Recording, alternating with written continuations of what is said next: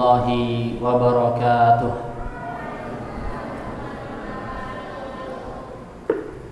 Alhamdulillahi rabbil alamin, wa bihi nasta'inu ala umuri dunya waddin, wassalatu wassalamu ala asyrafil anbiya'i wal mursalin Sayyidina Muhammadin wa ala alihi wa ashabihi wa man tabi'ahum bi ihsanin ila yaumiddin. Qala Allah Ta'ala fi Qur'anil Karim, ya ayyuhalladzina amanu kutiba alaikumus siyam kama kutiba alal ladzina min qablikum la'allakum tattaqun.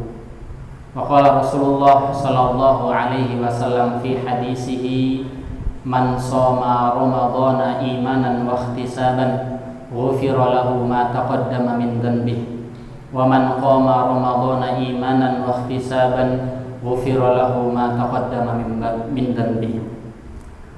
Ikhwani fid din, ma'asyiral muslimin, bapak-bapak, ibu-ibu, santriwan, santriwati jamaah salat tarawih rahimakumullah. Alhamdulillah, marilah kita bersyukur atas karunia nikmat yang Allah Subhanahu wa taala berikan di dalam kehidupan kita.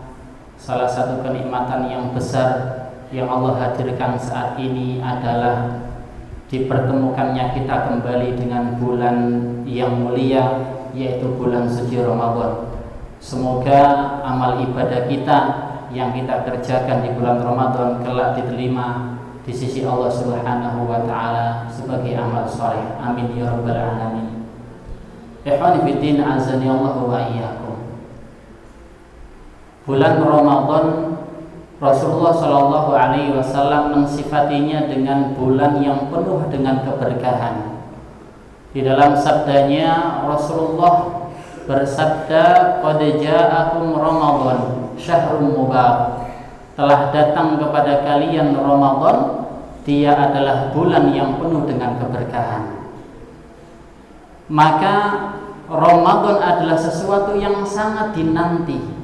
Bahkan kita tahu pada zaman Rasul, para sahabat, para tabi'in, dan zaman-zaman ulama salafus saleh setelahnya, mereka berdoa 6 bulan sebelum datangnya Ramadan agar bisa berjumpa kembali dengan bulan Ramadan. Maka jika Ramadan adalah tamu yang agung, hendaknya seseorang akan berusaha untuk menyambutnya dengan sambutan yang cukup mewah, dengan sambutan penuh dengan persiapan yang luar biasa. Maka setidaknya pada kesempatan kali ini kami akan menyampaikan ada 3 hal yang harus disiapkan oleh seorang mukmin ketika dia sudah berada di bulan Ramadan. Yang pertama adalah senantiasa meluruskan niatnya kepada Allah Subhanahu wa taala. Karena sesungguhnya setiap amalan itu tergantung dengan niatnya. Ketika seseorang sudah memiliki niat yang baik, aku berniat jika disampaikan pada bulan Ramadan, aku ingin menghatamkan Al-Quran sekian kali, aku ingin menghafalkan Al-Quran beberapa ayat, aku ingin kemudian menghafalkan makna-makna di dalam Al-Quran, dan target-target yang lain. Niatnya tulus ikhlas kepada Allah. Meskipun qadarullah, apabila Allah tidak mengizinkan dia berjumpa dengan bulan Ramadan, Allah tetap akan memberikan pahala kebaikan yang sempurna baginya. Maka dalam hadis riwayat Ibnu Abbas, bahwasanya Allah Subhanahu wa taala berfirman di dalam hadis qudsi, innallaha katabal hasanat was sayyi'at summa bayyana dzalik.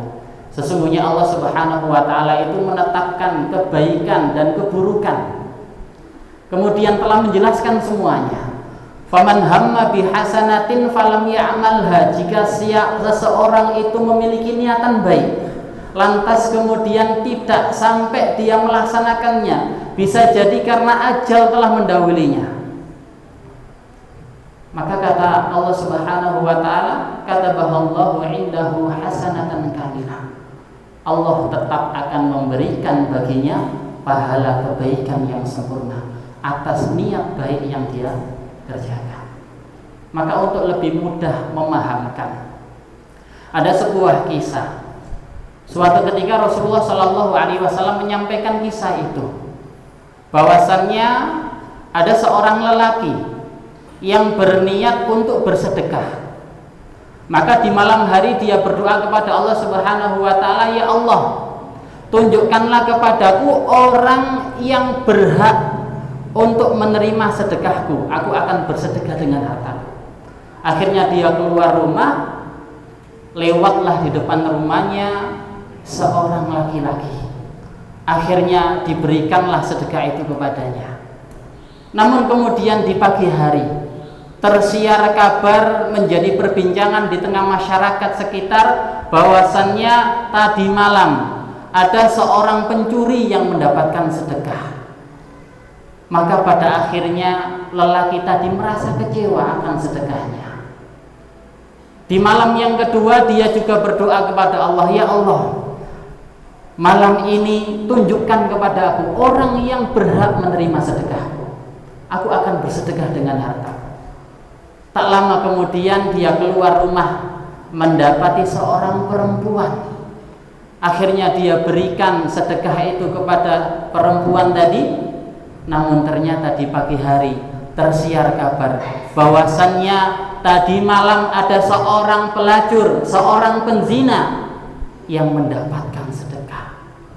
Akhirnya dia kembali berpikir bahwasannya sedekahnya sia-sia, sedekahnya tidak tepat sasaran. Dia menganggapnya seperti itu, sampai dia tidak berputus asa. Di malam yang ketiga dia berdoa bersama dengan Allah Subhanahu wa taala. Dia memohon agar ditunjukkan orang yang lebih berhak.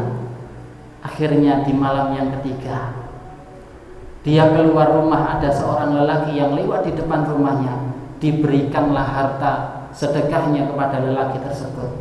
Namun ternyata di pagi hari tersiar kabar bahwasannya ada orang yang kaya raya tadi malam mendapatkan sedekah. Akhirnya dia kembali merasa bahwasannya sedekahnya sia-sia dan tidak tepat sasaran. Namun akhirnya di malam yang keempat Allah Subhanahu wa taala mengutus malaikat untuk menyampaikan bayan, keterangan di dalam mimpinya. Maka disampaikanlah dalam mimpi, "Wahai fulan, sesungguhnya sedekahmu yang pertama itu adalah diterima oleh Allah Subhanahu wa taala, karena dengan sedekahmu si pencuri tadi tidak mencuri di malam itu. Kemudian di malam yang kedua juga sedekahmu diterima oleh Allah Subhanahu wa taala, karena dengan sedekahmu seorang pelacur ataupun penzina dia tidak berzina di malam itu. Begitu pula malam yang ketiga, sedekahmu diterima oleh Allah Subhanahu wa taala. Karena sedekahmu yang kau berikan kepada orang kaya itu kemudian menjadikan dia sadar. Karena sebelumnya dia adalah orang kaya lagi kikir, akan tetapi setelah mendapatkan sedekah itu dia sadar dan dia kemudian menjadi orang kaya yang dermawan. Ikhwan fillah azanallahu wa iyyakum. Niat seseorang di dalam ibadah itu adalah menjadi penentu amal seseorang itu diterima atau tidak.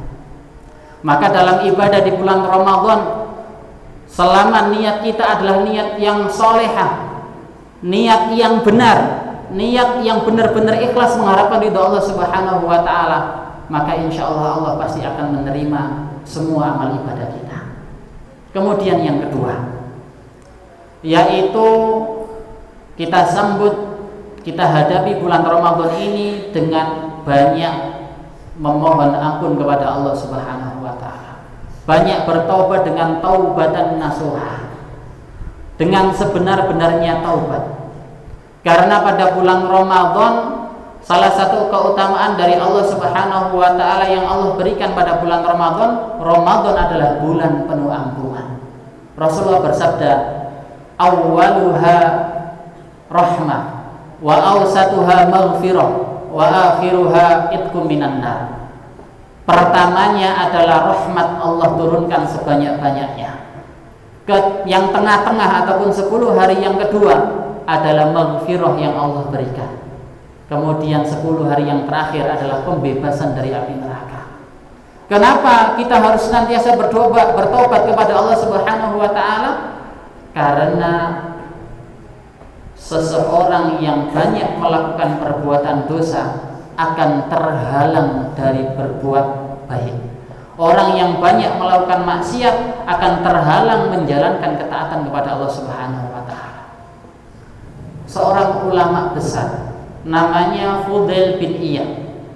Beliau berkata, "Idza anta la tastati'a qiyamal lail wa siyaman nahar."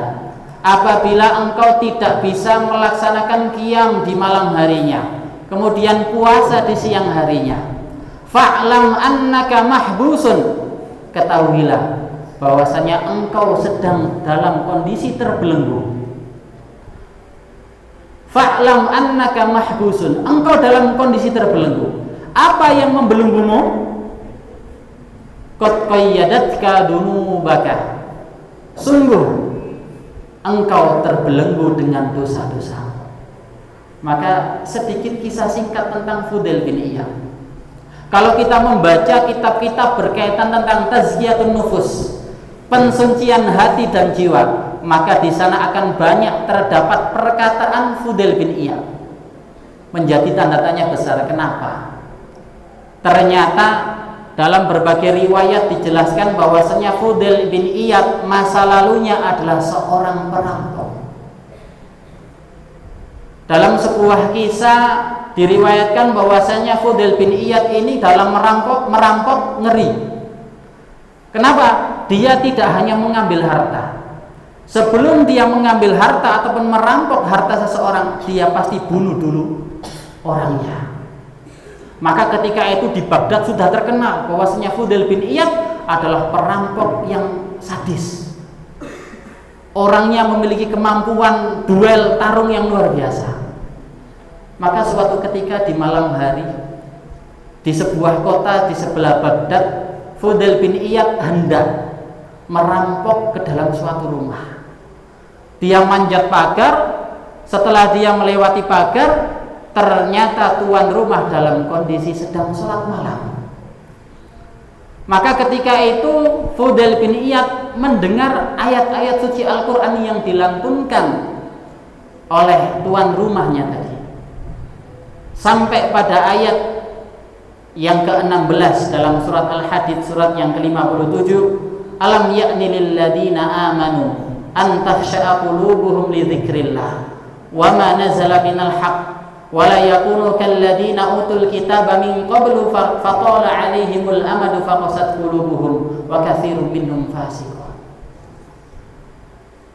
Belum tibakah saatnya orang-orang yang beriman itu tunduk khusyuk berzikir kepada Allah Subhanahu wa taala dan mengikuti kebenaran.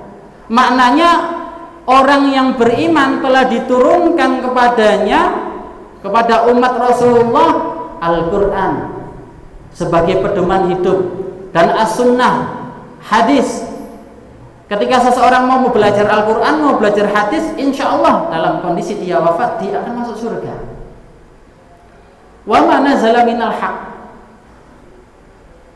Maka ayat berikutnya, wala yakunu kalladzina utul kitaba min qabl, dan janganlah kalian menjadi seperti orang-orang yang Allah berikan Alkitab sebelumnya, yaitu orang Yahudi dan Nasrani. Faqala alaihimul amad, kemudian telah berlalu masa yang sangat panjang. Faqasat qulubuhum, karena mereka tidak mau mengikuti Alkitab, akhirnya hati mereka menjadi keras. Wa katsirun minhum fasikun, pada akhirnya mereka kebanyakan adalah orang-orang yang fasik. Mendengar ayat tersebut, Fudail bin Iyad langsung sadar, menyentuh dalam hatinya, dia kembali naik pagar, tidak jadi merampok rumah tersebut. Dia mencari masjid. Akhirnya dia tiba di suatu masjid. Dia menangis di tengah malam, memohon ampun kepada Allah Subhanahu wa taala. Dia bertobat. Beberapa saat menjelang subuh, datang merebut masjid, masuk ke dalam masjid. Pada waktu itu tidak ada lampu, maka akhirnya dinyalakan lampu minyak dengan sumbu, dan ternyata dilihat di saf pertama ada seseorang yang menangis. Ternyata dilihat dia adalah Fudail bin Iyad. Semua orang kenal dengan Fudail bin Iyad adalah seorang perampok yang sadis. Akhirnya ketika itu merebut masjid, keluar masjid. Takut hatinya, khawatir nanti dia dijadikan sasaran. Tak lama kemudian tiba waktu subuh, jamaah salat subuh sudah pada datang. Ya, kenapa kamu tidak masuk masjid? Di dalam ada Fudail. Dia perampok. Semua orang tahu. Jangankan kemudian 1-2 orang, 20 orang pun Fudail mampu untuk melawannya. Akhirnya mereka semua takut. Maka pada akhirnya ada salah seorang yang memberanikan diri, biar saya saja yang masuk. Masuklah salah seorang tersebut. Wahai Fudail, apa yang kau lakukan di sini? Ketahuilah wahai saudaraku, sungguh aku telah bertobat kepada Allah Subhanahu wa taala. Tiba-tiba lelaki tadi kemudian langsung takbir, Allahu Akbar. Sebuah keajaiban terjadi. Fudail bin Iyad yang dikenal sebagai seorang perampok, pembunuh yang sangat sadis, di malam itu mendapatkan hidayah dari Allah Subhanahu wa taala. Akhirnya semua orang masuk, ya, tanpa ada rasa takut lagi, salaman, pelukan, dan kemudian dilaksanakan sholat subuh secara berjamaah. Maka kemudian Fudail setelah itu bertobat. Sejak saat itu pada usia yang sekitar 40 tahun lebih, dia menggunakan sisa hidupnya untuk mencari ilmu, membaca buku-buku para ulama. Akhirnya kemudian dia juga menjadi seorang ulama. Maka dari itu, ma'asyiral muslimin, sama salat tarawih yang dirahmati Allah Subhanahu wa taala, marilah kita banyak bertobat kepada Allah Subhanahu wa taala di momen bulan Ramadan kali ini.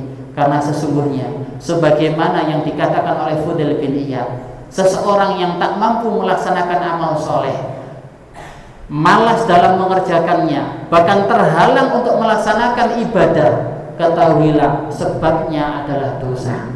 Banyak perkataan para ulama. Mereka ada yang mengatakan, sungguh aku terhalang untuk sholat malam disebabkan karena dosa yang aku lakukan. Aku terhalang tidak bisa sholat tahajud selama 40 tahun. Mereka menyadari sebab dosa menjadikan seseorang itu terhalang dari menjalankan ketaatan kepada Allah Subhanahu wa taala.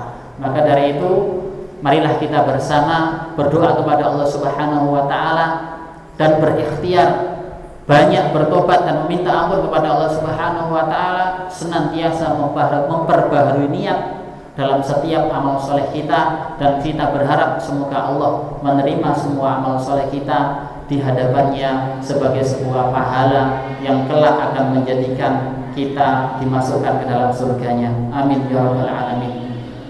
Billahi taufiq wal hidayah. Sekian yang bisa kami sampaikan. Akhirul kalam, wassalamualaikum warahmatullahi wabarakatuh.